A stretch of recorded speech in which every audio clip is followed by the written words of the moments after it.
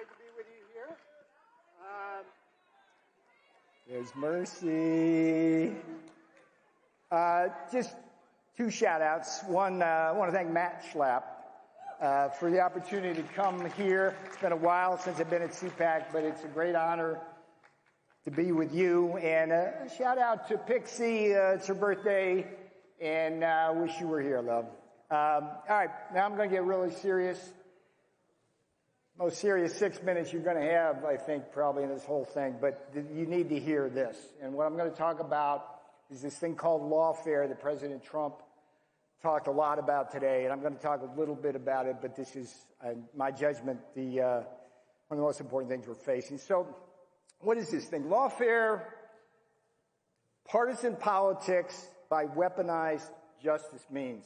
Let's look at what's going on. Democrats, Biden, Garland, and Smith, Bragg, James, and Willis, and a sizable chunk of the radical wing of the Democrat Party not only want to stop Republican Donald Trump from retaking the White House, they want this presidential titan, and I was there when he was that titan, and providential titan who kept our nation in prosperity and out of war for 4 beautiful years. They want him to die cruelly in prison. We must face that reality. If you don't believe they may well succeed, just look at my own situation as I stand before you on this stage as a former high-ranking Trump official now just weeks away from a prison cell.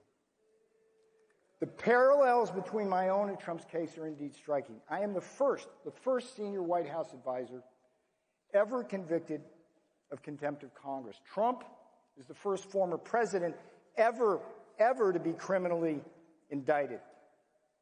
I was put in leg irons by armed FBI agents who far more easily could have asked for my voluntary surrender. Trump was the target of an equally unnecessary armed FBI raid on Mar-a-Lago. I was indicted by the Biden-Garland Department of Justice despite a more than 50-year policy against compelled congressional testimony by senior White House officials like me. DOJ's hypocrite prosecutors would falsely argue to my jury that I had acted above the law when they knew damn well I was simply honoring the Constitution, fulfilling my oath of office, and obeying the law the Department of Justice's own Office of Legal Counsel had long articulated and supported.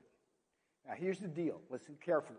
Trump likewise faces a dizzying array of charges and more than 700 years in prison based on equally novel and baseless applications of laws and statutes that have been tortured and twisted by partisan prosecutors. Then there is this. You must know this. Every single major actor in the prosecutions of both me and Trump are what? Democrats. Yet the Democrats and their useful partisan idiots in the legacy media, a.k.a. the fake news, want you to believe our prosecutions are not political. No, nothing to see here. In my case, a Democrat House majority held me in contempt on an overwhelmingly partisan vote. A Democrat-controlled Department of Justice indicted and prosecuted me. A heavily skewed Democrat jury right here in the District of Columbia, featuring members who had expressed anti-Trump sentiments in voir dire, convicted me. Trump, similarly, has been indicted solely by Democrats. Here's the deal. The probability of the former president getting a jury broadly reflective of the American electorate is near zero in the bluest of blue cities of where? Washington, D.C., Manhattan, and Atlanta. Then there is this, and this was a big surprise to me, the utter repudiation in both our cases of Supreme Court Justice Thurgood Marshall's admonition that every defendant has the right to what? To a full and fair defense. By the time my case got to the jury, the judge had stripped me of every possible defense, thereby making my conviction a foregone conclusion. As my attorney said, that can't be the law, but it was in that court. I see the same process unfolding now as I follow the myriad Trump court cases across multiple jurisdictions, Democrat-appointed judges are systematically stripping away the full, fair, and rightful defenses of Trump. As I ready myself for a prison cell, my question to all of you here is this: what are you going to do as you leave CPAC to protect your own right to vote for Donald Trump if you choose? Just what are you going to do to throw those rascals out who just a few short miles away from us, in the White House and on Capitol Hill and at the FBI and the Department of Injustice are doing so much damage to our economy, our border, our national security, and ultimately, you know what? Our political institutions, civility, and social fabric. As we hurtle now towards a November 2024 election, where the differences between the parties and candidates are so stark, make no mistake about that, and the stakes are so high, we are indeed in the middle of a ferocious and often vicious fight where losing is not an option.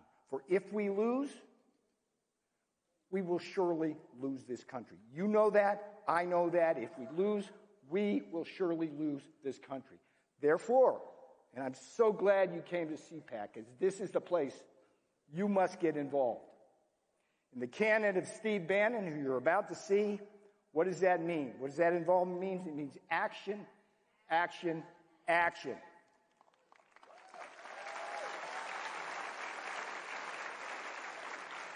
And both Steve Bannon's War Room and the beautiful CPAC that Mercy Schlapp and Matt Schlapp have brought to you can help show you the way in concrete ways.